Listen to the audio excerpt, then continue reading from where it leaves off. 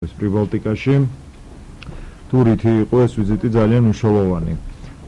ვიზიტი ხორციელდებოდა დაახლოებით 5 ივნისიდან 20 ივნისამდე, 20 ივნისის ჩათვლით და მთელი ამ ხნის განმავლობაში პრიბალტიკის სამივე ქვეყანაში ვიმყოფებოდით, ეს იყო ესტონეთი, ლატვია და ლიტვა.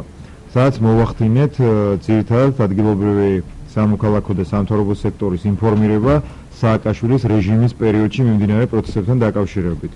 თუ რა მდგომარეობა იყო საქართველოში, რა ხდებოდა რეალურად, როგორი რღვეოდა ადამიანის უფლებები, თუ როგორი დიქტატურა იყო, რა ტირანიული სისტემაც იყო და რა შეიცვალა არჩევნების შემდეგ, ქართული ოცნების მოსვლის შემდეგ საქართველოში.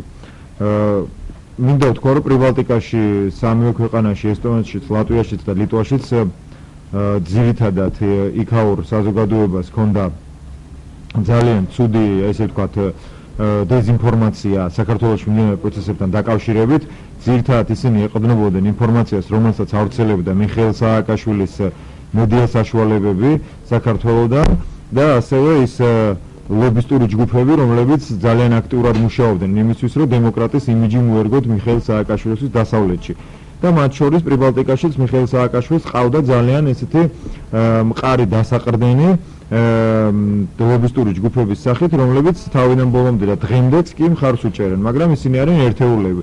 იმის შემდეგ, რაც ჩვენ მოვახდინეთ უამრავი кейსის გაცნობა ადამიანის უფლებების დარღვევის ფაქტებთან დაკავშირებით პრიბალტიკაში, ადამიანის უფლებათა დამცველებისათვის საკანონმდებლო ორგანოში, სამივე ქვეყნის პარლამენტში ვაჩვენეთ ფილმი გოგა ხაინდრავაცი, რომელსაც ჰქვია დემოკრატიის შუქურა. ასევე ვაჩვენეთ სხვა უამრავი სიუჟეტი იმის შესახებ, რაც ხდებოდა საქართველოში. იქაური დეპუტატები, საკანონმდებლო ორგანოს წარმომადგენლებიც და აღმასრულებელი ხელისუფლების წარმომადგენლებიც შოკირებულები იყვნენ იმ ფაქტით და ისინი ამბობდნენ, რომ ნამდვილად უშვებდნენ შეცდომას, რომ არაფერს არ იძახდნენ წლების განმავლობაში საქართველოში მიმდინარე პროცესებზე, მაგრამ მათ თავი ემართლეს იმითი, რომ მათ არ ჰქონდათ ინფორმაციის ალტერნატიული წყაროები და მქონდათ მხოლოდ ის წყაროები, რომელსაც მიხეილ სააკაშვილის ხელისუფლება აწოდებდა მათ და მისგან მართული მედია საშუალებები. ასევე ძალიან მნიშვნელოვანი იყო ის საკითხები, როგორიც არის ნატოში და ევროკავშირში, ანუ დასავლურ სტრუქტურებში საქართველოს ინტეგრაცია. აქ გამოიკვეთა ესეთი ძალიან მკვეთრი ხაზი, რომ საქართველოს ხელისუფლება ყოფილი მხოლოდ პროპაგანდას აწარმოებდა ამ დასავლურ სტრუქტურებში ჩვენ ინტეგრაციის რეალურად არაფერი არ ხდებოდა. მიუხედავად იმისა, რომ პრიბალტიკის სამივე ქვეყანა ძალიან აქტიურად უჭერდა მხარს და დღემდე უჭერს მხარს საქართველოს ევროსტრუქტურებში ინტეგრაციას, და რეალური ნაბიჯები მიხეილ სააკაშვილის ხელისუფლების მხრიდან ამ კუთხით გადადგმული არ იყო. არც საკანონმდებლო ბაზის დაახლოებასთან დაკავშირებით, არ დემოკრატიზაციის პროცესთან დაკავშირებით და არ სტრუქტურულად რაიმე წინსვლა არ გამოიკვეთებოდა არც ნატოს და ევროკავშირში ინტეგრაციისთვის. ასევე გამოიკვეთა ის, რომ საქართველოს პროდუქცია, ესე ვთქვათ, პრიბალტიკაში საერთოდ არ იყო რეკლამირებული. სააკაშვილი ძალიან ბევრს ლაპარაკობდა იმის შესახებ, რომ ქართული ალკოჰოლური სასმელები პრიბალტიკაში ძალიან, ესე ვთქვათ, იყო პროპაგანდირებული მის მიერ, მაგრამ ესეც სრული სიცრუე აღმოჩნდა ქართული პროდუქციას, არანაირი პრომოუშენი არ კეთდებოდა იქ და ამ კუთხითაც გვაქვს ძალიან სავალალო მდგომარეობა არის. აქ ასევე ქართულ დიასპორებთან ურთიერთობა, წინა ხელისუფლება როგორ ჩანს და წინა ხელისუფლების დიპლომატები გარდა ქეიფის და რესტორნებში დროს ტარების პრიბალტიკაში არაფერს არ აკეთებდნენ და რეალურად არც კულტურული ღონისძიებები ტარდებოდა და არც ქართულ დიასპორის მიმართ არანაირი ყურადღება არ იყო გამოჩენილი მთელი ამ წლების განმავლობაში. ეს იყო ის ძირითადი საკითხები, რაზეც ჩვენ მქონდა პრიბალტიკაში საუბარი. დანარჩენთან დაკავშირებით ჩემი მეგობარი საუბრობს მედიასთან, ანუ მედიის მხრიდან რა ინტერესი იქნა გამოთქმული ამ შეხვედრებთან დაკავშირებით. შოთა აბხაიძე, ევრაზიის ინსტიტუტის პროექტების ხელმძღვანელი, მენეჯერი.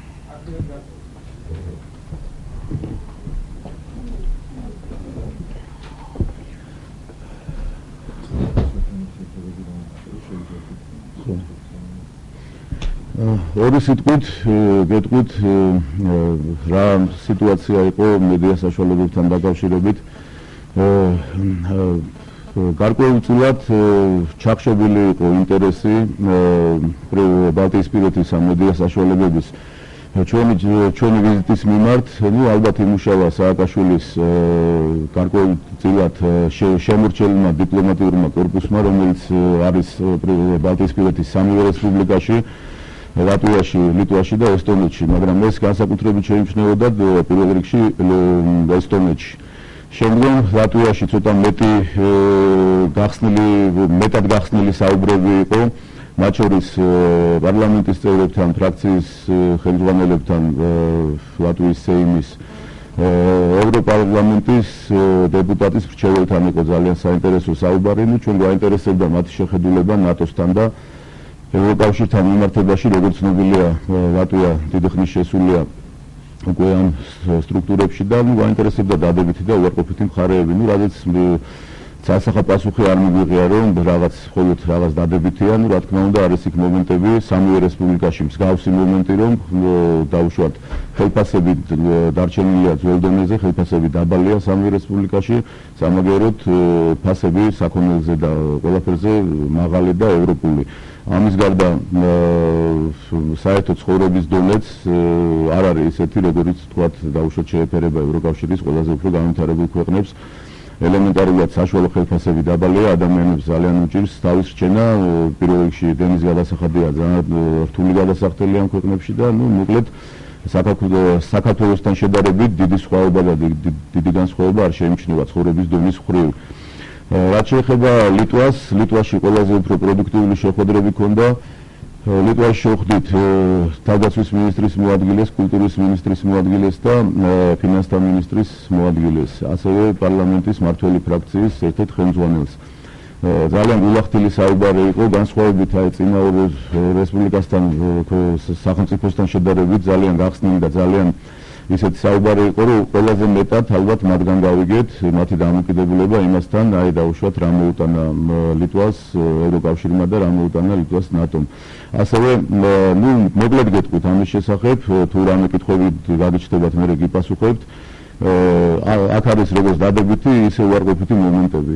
საკმაოდ დადებით მომენტებში მათ მოიყვანეს ის, რომ როგორც ლიტვის, ასევე ლატვიის და ესტონეთის ქვეყნებიდან ხდება თავისუფალი გასვლა მოქალაქეების ევროკავშირის ქვეყნებში, მუშაობის უფლება აქვთ და ამდენად ძალიან დიდი რაოდენობა მოქალაქეების, მოაზროვნე პოტენციალის, ინტელექტუალური პოტენციალის და ახალგაზრდობის, ვისაც აქვს საშუალება რაღაც მისცეს ევროპას, მიდიან და მუშაობენ და აქვთ საკმაოდ კარგი შემოსავლები, თუმცა დანარჩენი მოსახლეობის დანარჩენი ნაწილი ცხოვრობს ისე თითქმის ისეთნაირად, როგორც ცხოვრობენ ჩვენთან, დიდი განსხვავება კი არა, პრაქტიკულად ცხოვრების დონეში არანაირი განსხვავება მე არ შემიჩნევია საშუალო ფენებს შორის. ამასთან ერთად საუბარი ჰქონდა რუსეთთან დაკავშირებით, გვაინტერესებდა მათი აზრი.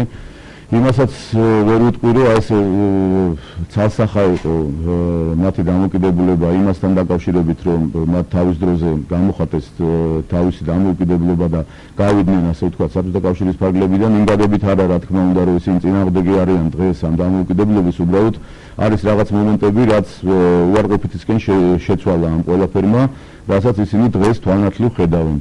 და ამბობენ და სხვა შორის ლიტვის საკმაოდ მაღალი თანამდებობის პირებს არ მოერიდათ და არ შეეშინდათ ჩვენთან საუბარში ამის თქმაც. ასევე გქონდა გამოსვლა ლიტვის ტელევიზიაში, სადაც ვისაუბრეთ გოგა ხაინდრავას ფილმზეც და საერთოდ იმ ყველაფერზე, რაც ხდებოდა ბოლო წლების მანძილზე საქართველოში და მართლაც მათთვის ბევრი რამ ძალიან ახალი და ძალიან ისეთი იყო რა, როგორ გითხრათ, ძალიან ბევრი რაღაცამ გააოცა და გააკვირვა ეს ხალხი რა. და ალბათ შოთან როგორც აღნიშნა, გარკვეული ქართული დიპლომატების ნაწილი და რაღაც დიასპორის ნაწილი ალბათ მუშაობდა საქართველოსთან წამოსული ხმის ჩახშობაზე გარკვეულწილად ამ პრიბალტიკის ქვეყნებში. ძირითადში ეს იყო, თუ რაღაც კითხვები გაქვთ, შეგვიძლია გაგცეთ პასუხი კონკრეტულ კითხვებზე. ხო, სამომავლო გეგმები ახლა როგორი რაღაცა, იცით, ქონდა საუბარი, რა თქმა უნდა, მაგრამ ჩვენი ორგანიზაცია, როგორც ეგეთი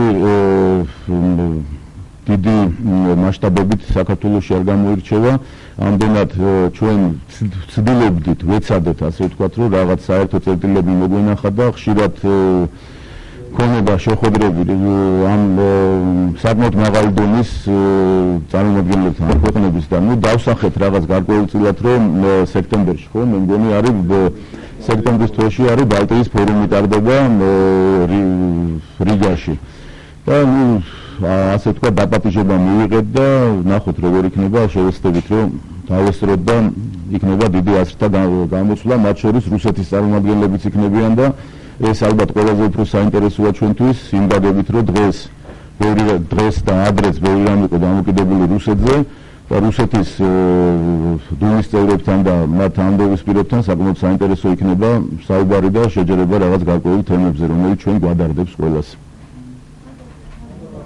მადლობა.